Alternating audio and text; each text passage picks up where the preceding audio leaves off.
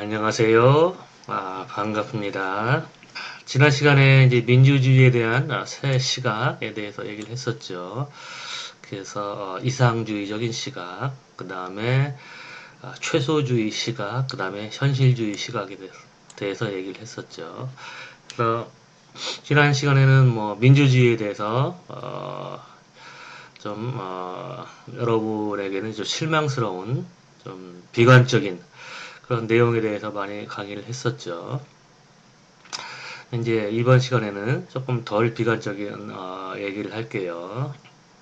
가장 비관적인 입장은 이제 현실주의자 입장이죠. 더더군다나 이 시각은 가장 최근에 제기된 시각이고, 그러니까 그동안에 이제 정치학에서 많은 연구들이 축적되고, 그리고 뭐, 심리학, 또 발달하면서, 인간 심리에 대해서 뭐 그런 많은, 이해가 증진되면서 그런 정치 심리학의 기초를 둔 학자들이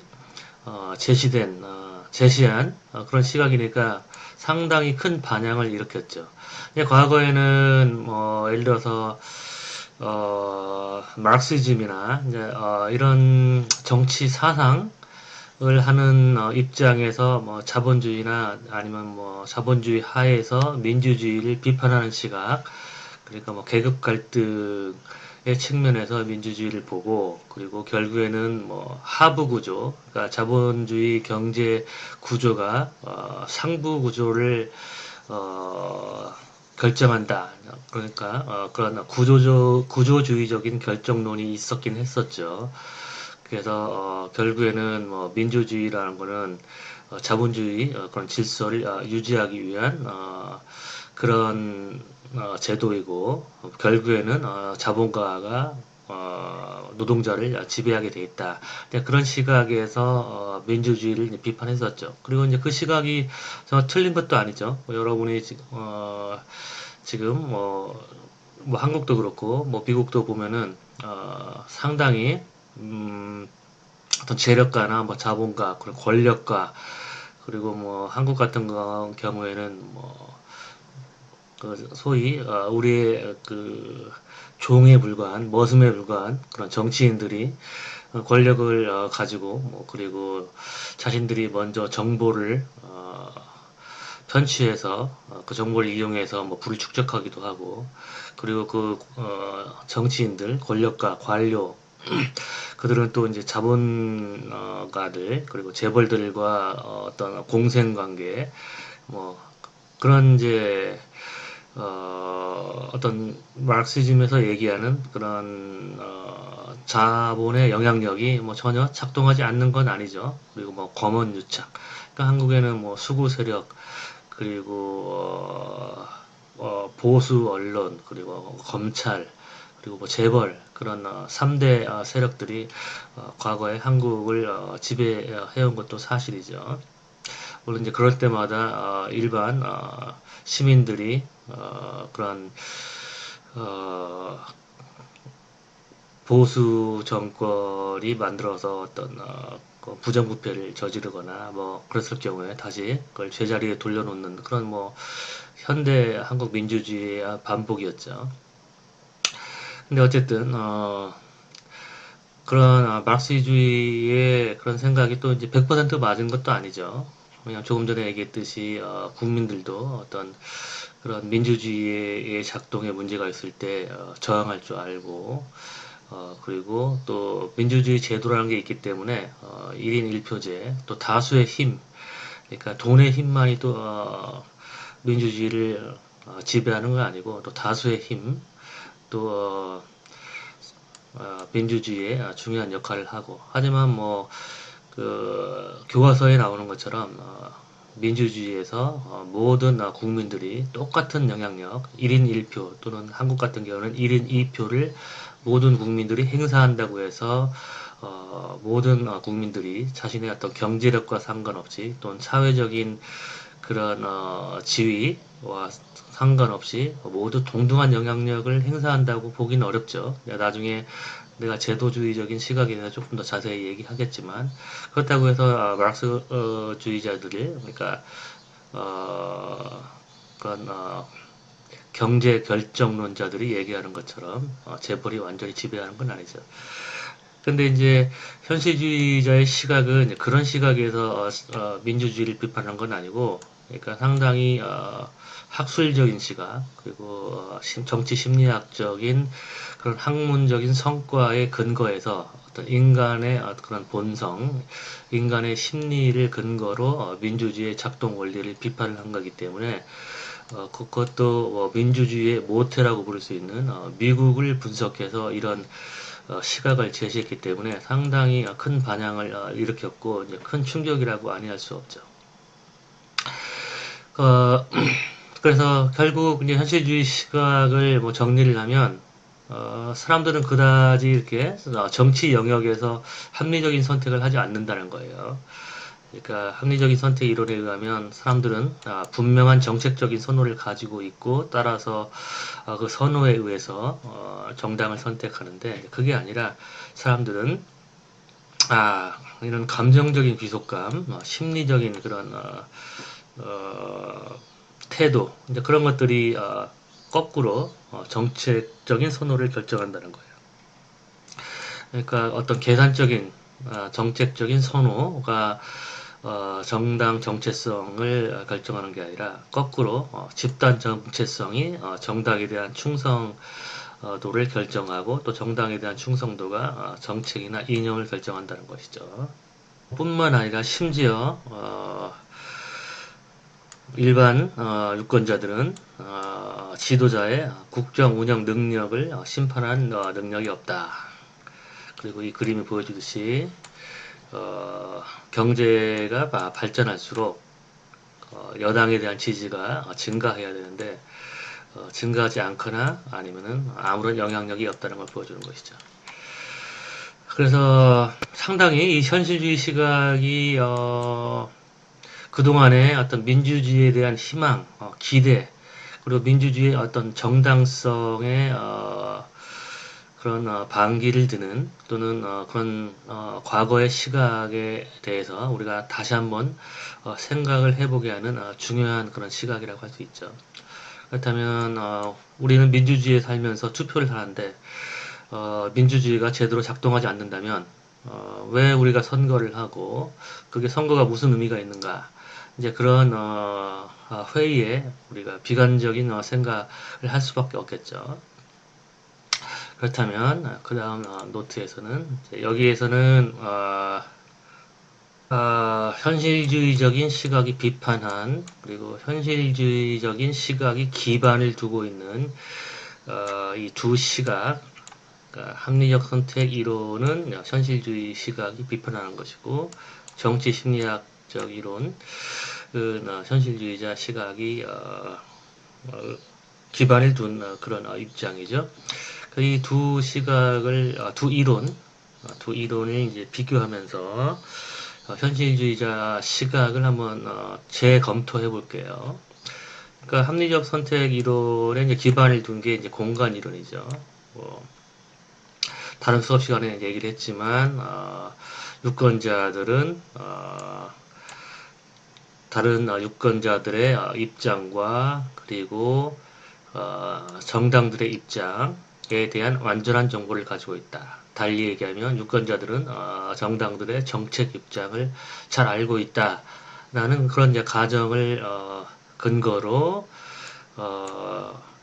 두 정당이 서로 선거에 이기기 위해서 경쟁할 경우 중위 투표자 입장으로 수렴한다는 게 이제 다운스의 미디안 보우터 디어럼 중위 투표자 이론이죠.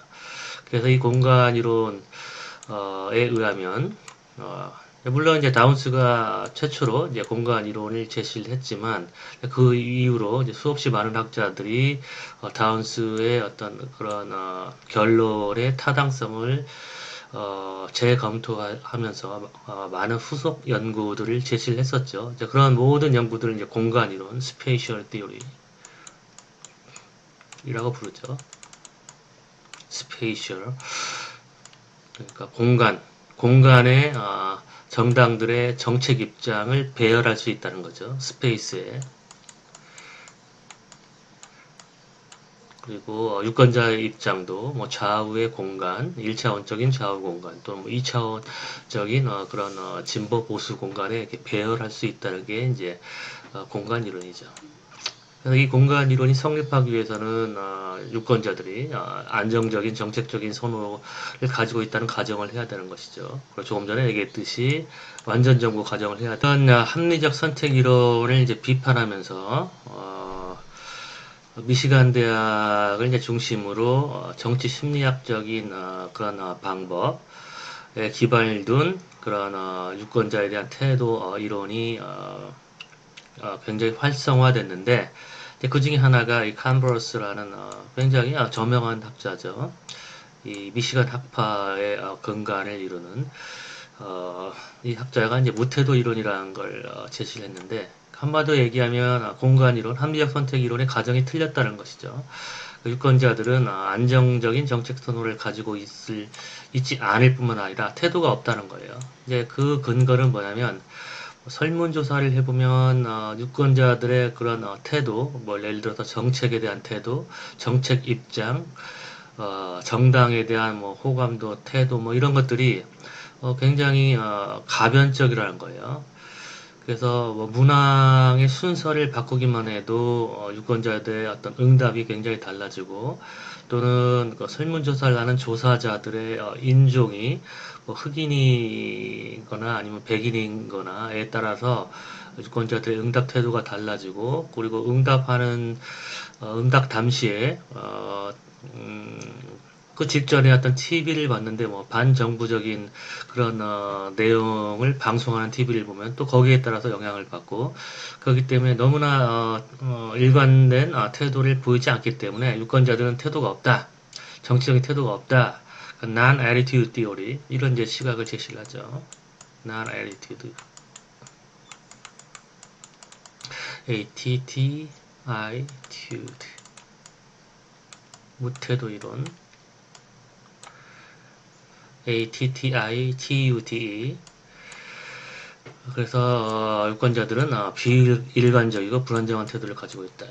그러니까 완전 정부 가정을 이제 정면으로 부정하는 것이죠. 정보를 가지고 있지 않고 따라서 잘 모른다. 후보의 입장에 대해서 그리고 정책에 대해서도 잘 모르기 때문에 안정적인 태도를 가지고 있을 수 없다라는 것이죠. 근데 같은 정치 심리학적인 시각에서 젤러라는 학자는 유권자의 태도에 대한 일반 이론을 제시하는데 그 이론이 RAS 이론이에요. 이 RAS 이론은 선거 경쟁 수업, 여선 수업에 여러분이 자세히 배웠지만 R은 receive, 그 다음에 A는 accept, S는 sample을 이제 나타내는 말이에요. sample. 그 사람들은 일상생활에서 생활을 하다가 다양한 정치 관련 그런 내용들, political communication 아니면 뭐 political discourse 이런 정치 관련된 그런 내용들을 이렇게 receive 듣게 되는 거죠.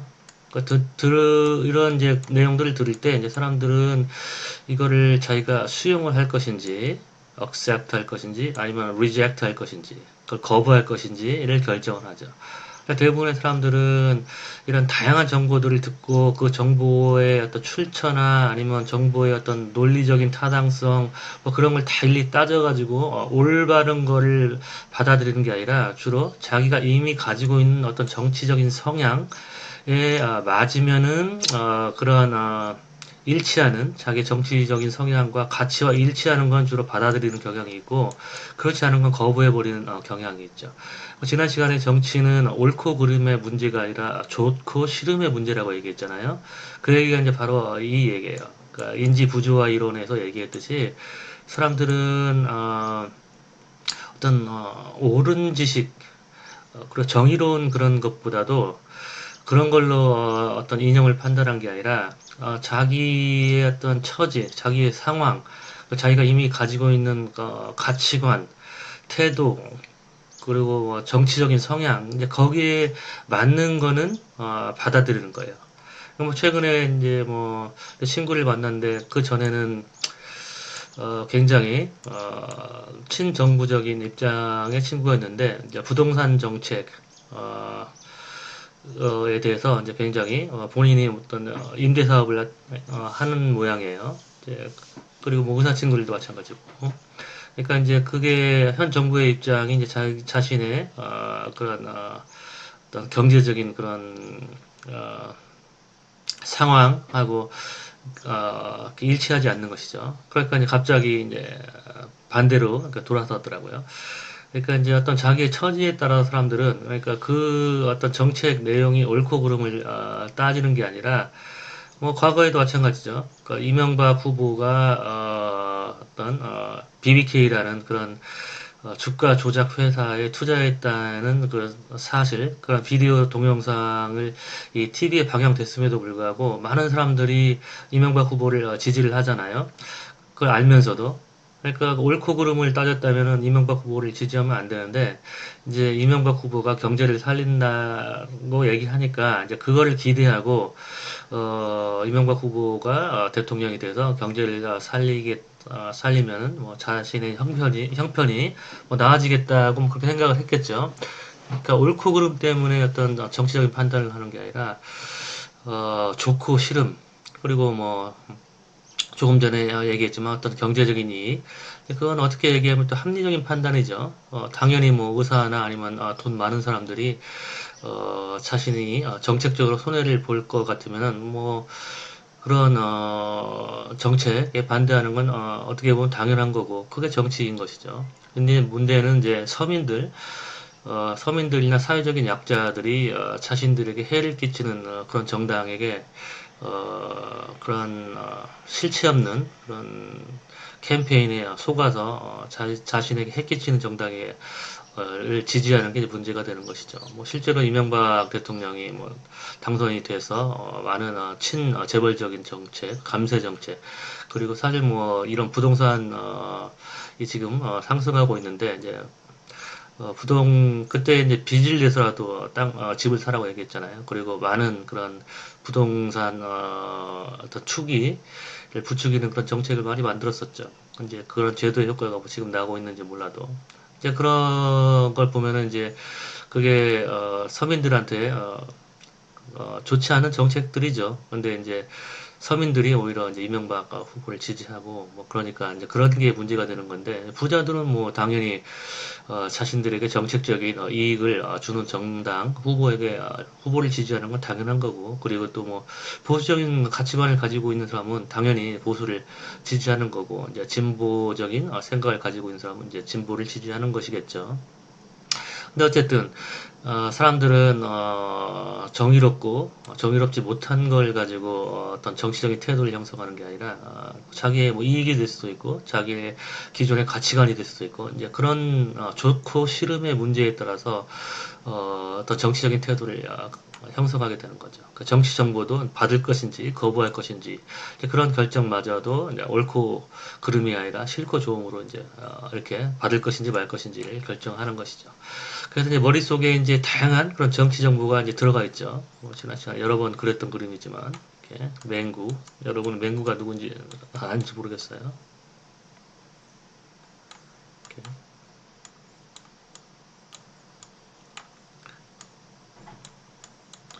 그럼 이제 머릿속에 뭐 어떤 보수적인 생각, 진보적인 생각, L은 리버럴해서 진보적인 생각, 보수는 컨서버티브 C, 뭐 LC 이런 게 이제 많이 손재돼 있죠. 만약에 이제 이 맹구가 보수적인 사람이라면 C가 더 많이 있겠죠. 근데 이제 뭐 최근에 예를 들어 반정부적인 그런 TV를 봤거나 아니면 뭐 선배를 만났는데 막 그 정부를 욕하는 그런 선배를 만났으면 이제 보수적인 그런 생각들이 이렇게 머리 윗부분에 이렇게 자리 잡고 있겠죠. 이렇게. 물론 이제 과거에는 뭐 예를 들어 가지고 최순실 사태 직후에는 이제 진보적인 그런 생각들이 이렇게 머릿속에 많이 들어와 있죠. 그래서 뭐 보수 정권에게 권력을 맡겨놨더니 이런 저런 문제가 있구나. 그래서 진보적인 생각이 들었다가 이제 또 최근에는 이제 이런 보수적인 생각이 이렇게 많이 들어가 있죠. 그래서 이제 이 당시에 이제 설문조사를 하면 이렇게 툭 먼저 튀어나오는 거는 이제 가장 최근에 접했던 그런 정치 정보와 관련된 정치적인 태도, 뭐 보수가 더 많이 튀어나오겠죠. 또 때로는 뭐 진보적인 그런 태도가 튀어나오기도 하지만 평균적으로는 보수적인 태도가 더 많이 튀어나오죠. 그래서 결국에는 이 설문조사를 할 때 이제 자신의 태도에 대한 응답은 또는 태도 보고는 표본 추출과 같다는 거예요. 머릿속에 이제 다양한 이런 consideration, 고려사항이라고 하죠. 다양한 고려사항들이 자리 잡고 있는데 그 중에 이제 최근에 접수된 이 고려사항이 표본 추출하듯이 이렇게 튀어나와서 이걸 근거로 대답을 한다는 거예요. 그렇기 때문에 이제 최근에 자리 잡고 있는 이런 고려사항들은 무작위적으로 이제 형성된 그런 것들이 많을 수가 있다는 거예요. 예를 들어 조금 전에 얘기했듯이 설문조사 직전에 봤던 TV 내용이 보수적인 현 정부를 비판하는 그런 내용이면 이제 보수적인 게 자리 잡을 수도 있고, 근데도 최근에 만난 선배나 친구가 또 진보적인 친구를 만나서 이제 그 친구가 좋아하는 친구인데 진보적인 그런 내용을 이렇게 얘기해서 그동안에 내가 보수적인 생각을 했었는데 얘 말이 옳을 수도 있겠구나. 또 이제 진보적인 이런 고려사항이 머릿속에 있을 수도 있고, 또 이제 응답자가 보니까 뭐 예를 들어서 뭐 호남 사람일 수도 있고 경상도 사람일 수도 있고 그리고 또 교인일 수도 있죠. 근데 예를 들어서 뭐 물론 이제 응답자의 어떤 정치적인 태도를 알 수는 없지만 이제 미국 같은 경우에는 흑인 같은 경우에는 주로 이제 민주당이니까 어떤 민주당 액센트를 가지고 있죠. 흑인의 액센트가 따로 있으니까 민주당 액센트가 아니라 흑인의 그런 목소리나 액센트가 백인하고는 이 성대가 좀 다른지 물론 이제 동양인도 조금씩 다르죠. 근데 이제 그런 목소리를 들었을 때 그 목소리를 가지고 이 사람은 민주당 쪽이구나 하고 또 민주당의 우호적인 그런 응답을 할 수도 있죠.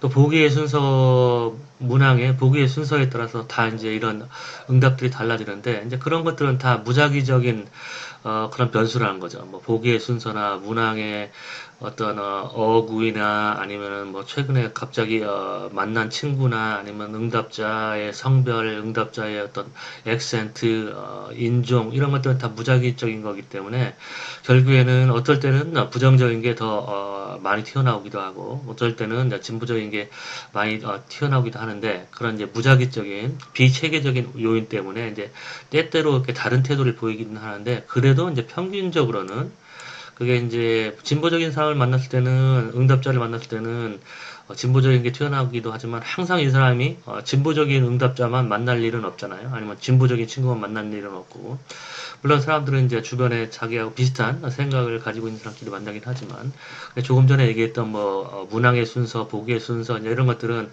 어떨 때는 이제 우연적으로 보수에게 유리한 문항이 만들어질 수도 있고 그러니까 설문조사, 설문회사가 의도적으로 어떤 문항을 그렇게 디자인하지 않는 한, 그러니까 무의식 중에 이제 어떤 문항, 설문지를 만들었는데, 그런 경우에는 보기의 순서나 문항의 어귀가 어떤 특정한 정당에게 더 유리하게 그렇게 만들지는 않죠.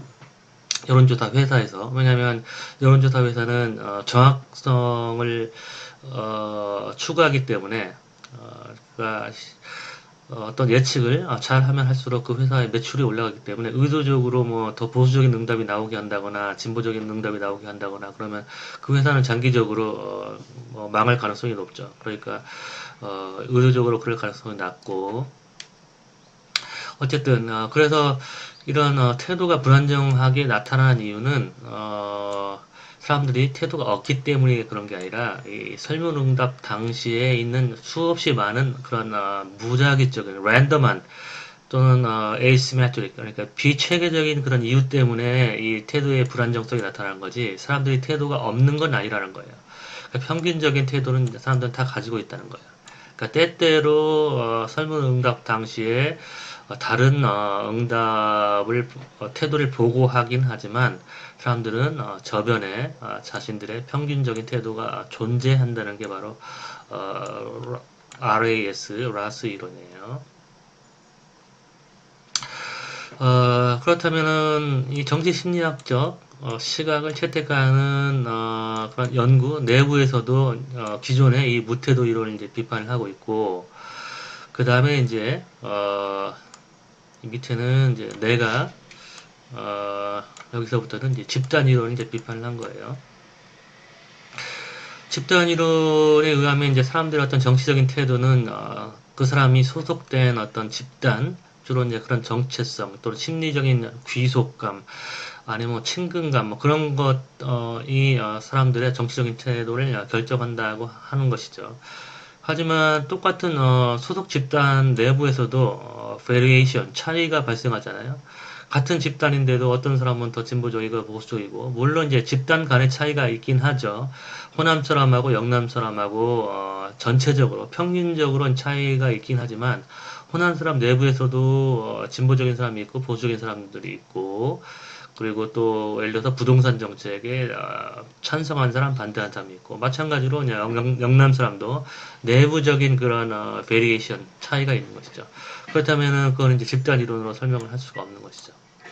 그리고 정치적인 태도는 내가 바라볼 때는 물론 정치 심리학자들 정치 심리학적 입장이 주장하는 것처럼 일단 정서적인 변수가 굉장히 중요해요. 사실 인간은 어떤 이성적인 동물이기도 하지만 어, 지금 내가 생각할 때는 오히려 정서가 더 지배적이라는 생각도 하긴 해. 이제 과거에는 젊었을 때는 이제 합리적인 요인이 그리고 또 미국에서 이제 교육을 받았을 때는 중요하다고 생각을 했는데 나이가 들면 들수록 인간이 삶을 사는 데 있어서 정서적인 게 더 중요할 수도 있겠다. 아니면 심지어 뭐 더 중요하다 그런 생각도 해요. 왜냐면 뭐 특히 부부싸움을 할 때, 지금은 뭐 선생님이 나이가 들어서 뭐 늙어가지고, 뭐 부부싸움을 할 일도 별로 없고, 근데 아무래도 이제 서로 적응을 하고, 서로, 이해를 하니까 뭐 큰 그런 일 없지만, 과거에는 이제 젊었을 때는 다, 뭐 남자친구, 여자친구 만났을 때도 뭐 싸우고, 서로 이제 적응을 하면 싸우잖아요. 부부도 마찬가지고. 그럴 때는 이제 상대편을 뭐 설득하기 위해서 뭐 자기의 어떤 자기가 한 거에 대한 어떤 뭐 변명이란 변명이죠. 그리고 또 이제 뭐 자기가 잘한 것을 따지고 뭐 서로 막 따지면서 싸우잖아요. 나는 뭐 이건 뭐 잘했고 이거 잘못했고 뭐 이런 식으로. 근데 그게 아무런 의미가 없어요. 그렇게 이성적인 생각을 가지고 싸우는 거는 두 사람이 화해하는데 아무런 의미가 없고 그냥 말 한마디 그냥 내가 미안하다 뭐 아니면 너를 이해한다. 이제 그런 따뜻한 말 한마디면 사람들은 싸우는 이유가 자기가 옳음을 증명하려고 싸우는 게 아니라 자신을 이해받으려고 싸우는 거거든요. 그러니까 먼저 이제 화해의 손길을 이렇게 내밀거나 이해하는 태도를 보이면 금방 이제 싸움이 해결되긴 하죠. 특히 이제 남자 측에서 먼저 이제 그렇게 하면 여성들은 주로 이것도 뭐 남성하고 여성하고 뭐 차별적인 발언이라고 이제 얘기할 수도 있을지 모르겠지만 지난 시간에 얘기했듯이 차별적인 그런 주장은 아니고 분명히 차이는 있다고 생각을 해요. 어떤 심리적인 차이도 있고 최근은 아니고 지난 학기 때 TV를 보니까 어떤 심리학자의 연구가 있었는데 남성들은 굉장히 시각 중심적이고 여성들은 굉장히 청각 중심적이라는 그런 다큐멘터리를 굉장히 흥미롭게 봤어요. 그러니까 어떤 굉장히 비좁은 골목을 이렇게 남학생들하고 여학생들하고 이제 같이 선생님이 지나면서 어떤 목적지에 도달했다가 이제 다시 그 목적지를 이제 찾아가라고 하는 그런 어떤 심리 실험이었는데 이제 그 목적지에 찾아가면서 선생님은 이제 여러 가지 그 설명을 하고 그런 이제 예를 들어서 어떤 가게 앞을 지나면은 그 가게에 대한 어떤 그런 뭐 설명 그리고 여러 가지 이제 그런 이야기를 하면서 어떤 목적지를 가는데 여학생들은 주로 길을 다시 찾아서 이제 목적지를 찾아갈 때 그런 자신이 들었던 그런 내용들을 근거로 다시 찾아가요. 근데 남학생들은 그런 것들을 하나도 기억을 못하고 어, 그 길을 가면서 자기가 주의 깊게 바라봤던 그런 것들을 보고 다시 찾아가요. 그래서 뭐 이렇게 길을 갔는데 그 가게에 어떤 뭐 굉장히 눈에 띄는 그런 뭐 장면이 있었다, 자동차가 있었다. 이제 그런 거에 의지해서 남자들은 길을 찾고 여자들은 그때 이제 들었던 내용을 가지고 이제 길을 찾는 그런 다큐멘터리였어요.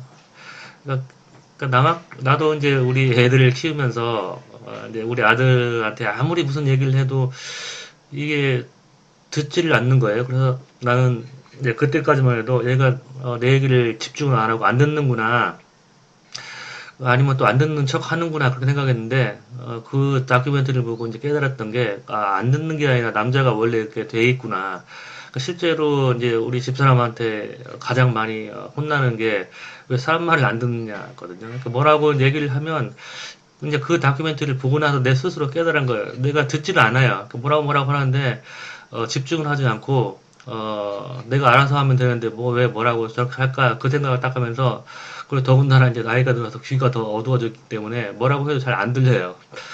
그래서 이제 문제가 발생하는데 어쨌든 내가 왜 이런 얘기를 이제 하냐면 여러분이 조금 전에 뭐 여자들은 좀 더 정서적이고 남자들은 좀 다르다 이제 그런 얘기를 했을 때 여러분이 뭐 남녀 차별적인 발언이다 이제 그렇게 얘기할까봐 그런 건데 분명히 남성하고 여성은 어떤 뭐 신체적인 차이가 있죠.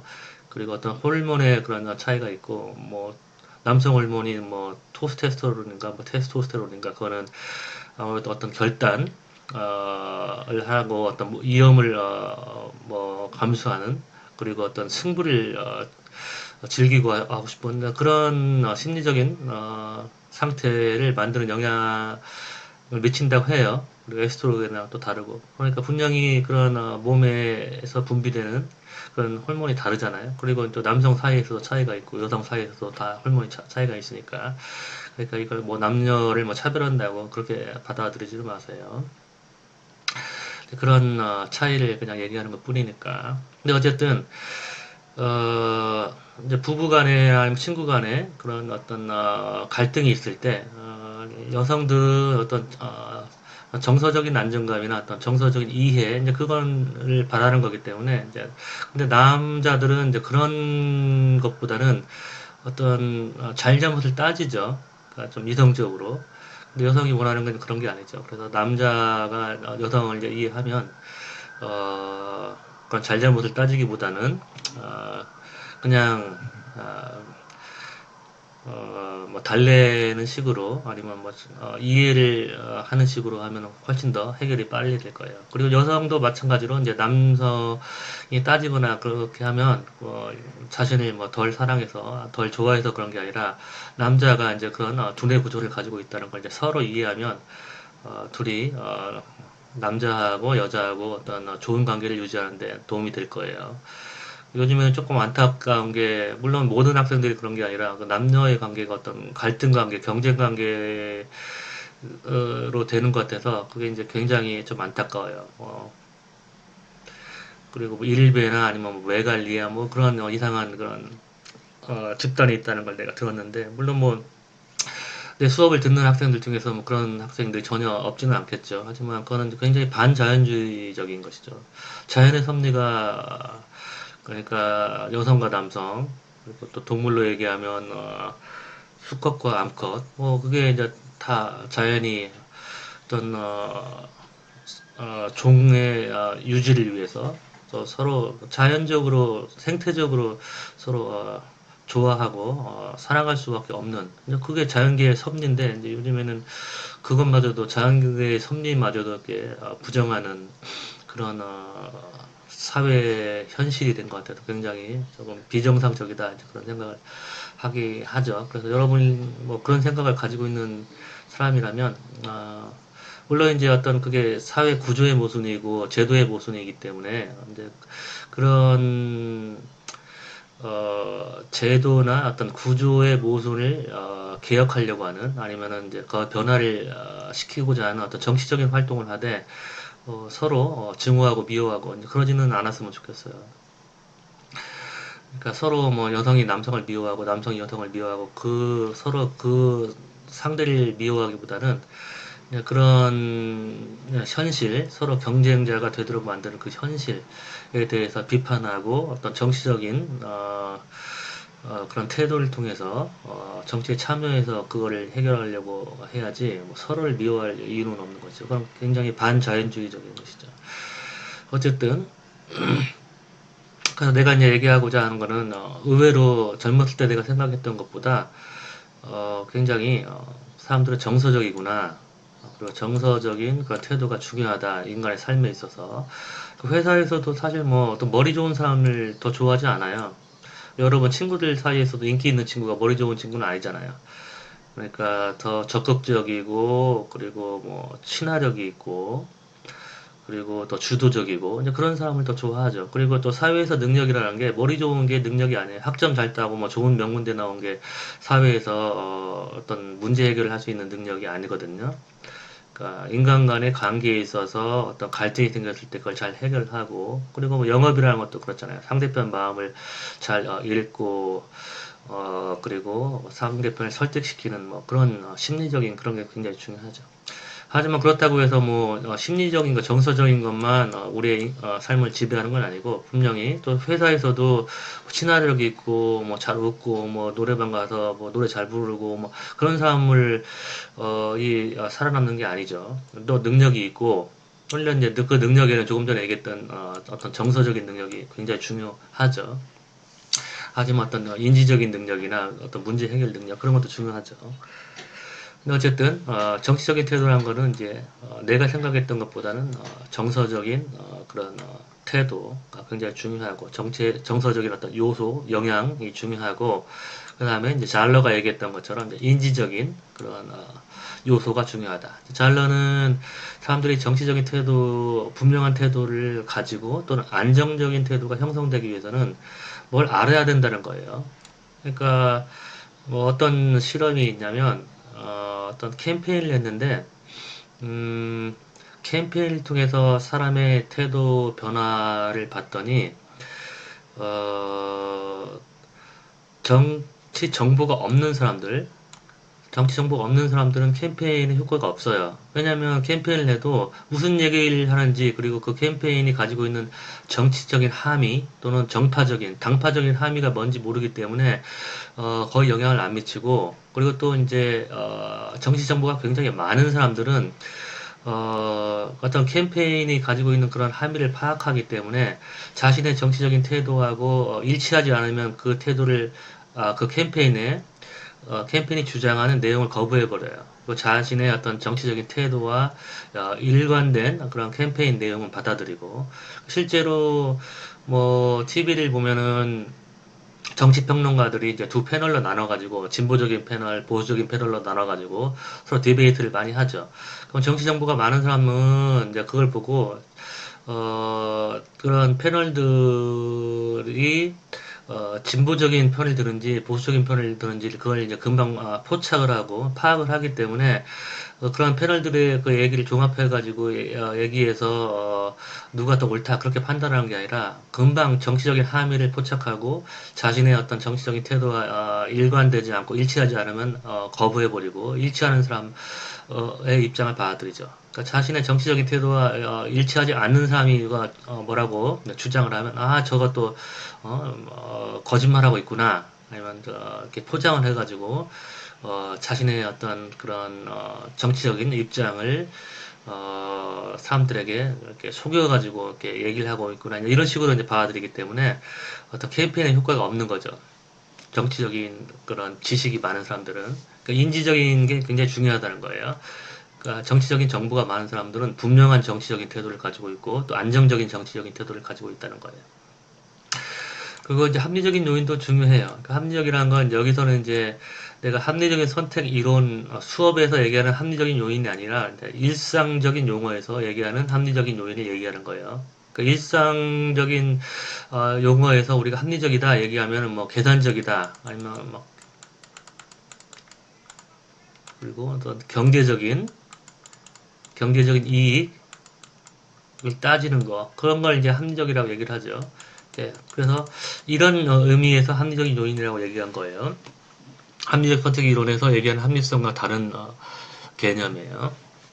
그래서 조금 전에 내가 내 친구의 예를 들었는데 그 자영업이 아니라 그 임대사업을 하는 친구가 이제 지난 정권까지만 해도 상당히 친정부 지역이었는데 지금 어떤 부동산 정책 때문에 굉장히 반정부로 돌아섰죠. 그게 이제 태도의 변화인데, 근데 이 돌아선 이유는 합리적인, 그러니까 소위 얘기하는 어떤 경제적인 이익 때문에 그런 것이죠. 그러니까 그전에는 어떤 이런 부동산 정책이 그러니까 다가구 주택에게 커다란 과세를 하는 많은 세금을 먹이는 그런 정책이 없었기 때문에 친정부적이었다가 그리고 이제 뭐 이명박이나 아니면 박근혜 그런 어, 과 관련된 어떤 부정부패나 아니면 뭐 최순실 사태 이런 걸 이제 경험을 하고 이제 진보적인 시각을 가지고 있었고 지속적으로 계속 진보적인 친구였 있었는데 이제 갑자기 이제 태도가 변했죠. 그게 이제 이런 자기의 어떤 경제적인 이익과 관련된 문제이기 때문에 그래서 뭐 그런 친구를 뭐 갑자기 입장을 왜 바꿨냐 그렇게 얘기할 수는 없는 것이죠. 왜냐면 뭐 이전에 얘기했듯이 정치라는 거는 어떤 그런 정치적인 그런 의사표현을 통해서 자기의 어떤 사회적인 희소한 가치를 재분배하는 게 정치라고 얘기를 했었죠. 그래서 자신의 어떤 돈과 명예, 뭐 사회적인 지위를 더 증진시키기 위해서 정치 활동을 하는 것이니까 뭐 자신이 손해를 보면 거기에 대해서 당연히 비판적인 입장을 취하는 게 맞겠죠. 그리고 어쨌든 이런 세 가지 요소가 이제 복합적으로 작동을 하는 거라고 나는 생각을 해요. 그러니까 현실주의자가 좀 강조하듯이 이런 정서적인 것만으로 정치적인 태도가 결정되는 게 아니라 이 세 가지가 복합적으로 작동을 한다라고 생각을 하고 예를 들어 설명을 할게요. 예를 들어서 이제 야구팀 같은 경우에는 지난 시간에도 설명을 했듯이 어떤 굉장히 유명한 선수, 내가 좋아하는 선수가 있으면 이제 그 선수를 따라서 야구팀을 내가 좋아하는, 내가 지지하는 야구팀을 결정하고 이제 거기에 대한 충성도가 형성되는 거죠. 또는 저 지역 연고에 따라서 예를 들어서 뭐 롯데 자이언츠를 응원하는 부산 지역민도 있고 또 키아가 지금 뭐 호남팀인지 모르겠으나 어쨌든 지역 연고에 따라서 이제 야구팀에 대한 충성도가 형성되기도 하죠. 뭐 정당도 마찬가지죠. 어떤 정치인 예를 들어서 뭐 노무현 대통령이나 문재인 대통령을 좋아하는 사람들 뭐 이런 사람들은 어떤 약자를 위한 그런 삶을 살았던 걸 보고 이제 거기에 감동하고 그 문재인 대통령과 노무현 대통령을 지지하면서 그분들이 소속된 그런 정당 민주당을 또 지지하게 되고 또 이념도 진보적인 이념을 가지게 되고 또 그 정당들이 추구하는 정책을 지지하게 되는 것이죠. 그러니까 정당에 대한 지지 역시 어떤 개인으로부터 시작되기도 하고 또 뭐 호남 사람, 영남 사람이 지지하는 정당이 다르듯이 지역 연고에 따라서 이렇게 자신들이 지지하는 정당이 달라지고 정치적인 태도가 달라지는 것이죠. 하지만 이 야구팀에 대한 충성, 또 야구팀에 대한 지지하고 정당에 대한 지지, 충성하고는 조금 달라요. 왜냐하면 이건 이제 이해관계, 정당에 대한 지지는 어떤 이 합리적인 요인, 이해관계가 상당히 중요한 영향을 미치는 것이죠. 물론 이제 야구팀에 대한 지지도 이해관계가 전혀 없는 건 아니죠. 근데 조금 전에 내가 이제 친구의 예를 들었듯이 처음에는 예를 들어서 뭐 문재인 대통령이나 노무현 대통령 또는 또 호남 사람이기 때문에 뭐 민주당을 지지했다가 자신이 어떤 커다란 손해를 본다고 생각할 때는 이제 거기서부터 지지가 바뀌는 거죠. 아까 이 집단 이론의 문제는 뭐냐면 같은 집단 정체성을 가지고 있는 사람들 사이에서도 정치적인 태도가 다르다고 얘기했잖아요. 호남민에서도 보수적인 사람, 진보적인 사람이 있다고 얘기를 했고, 영남도 마찬가지로. 근데 그걸 어떻게 설명할 것인가? 그러니까, within group variation이죠. within, 내부의 within group variation. 집단 내의 차이. 같은 집단인데 사람이 정치적인 태도가 다르다면, 그건 당연히 이 집단 외적인 이유겠죠. 그게 이제 바로 이 이해관계죠. 물론 이제 야구팀을 바꾸는 이유도 처음에는 뭐 예를 들어서 뭐 롯데를 좋아했다가 나중에 이제 다른 팀으로 바꾸면 이제 롯데가 계속 게임에서 지고 그리고 계속 실망을 하고 그러면 이제 롯데가 지는 걸 계속 보면은 재미가 없으니까 이제 조금 더 강한 팀으로 이제 갈아타면 근데 그것도 어떻게 보면 좀 이해관계와 약간 관련은 있죠. 왜냐하면 자기 효용을 롯데가 이제 충족을 시켜주지 못하면 그 자기 효용을 충족시킬 수 있는 다른 팀으로 갈아타는 거니까. 근데 이제 그렇기 때문에 야구팀을 이제 선정하고 야구팀에 대한 충성도가 결정되는 것이 이제 뭐 선수나 아니면 지역 연구를 중심으로 결정되기도 하지만 자신의 효용을 충분히 충족시켜주지 못하면 즉 이해관계 때문에 야구팀을 바꿀 수 있기도 하죠. 하지만 정당에 대한 어떤 충성도나 정당 정체성은 이해관계가 훨씬 더 중요하죠. 왜냐하면 정당 정책에 따라서 이해관계에 직접적인 영향을 미치니까 정당 정책이. 근데 뭐 야구팀은 뭐 그렇게까지 내 어떤 삶에 있어서 뭐 내 수입에 영향을 미친다거나 아니면 뭐 내 가치관에 영향을 미친다거나 뭐 그렇지는 않잖아요.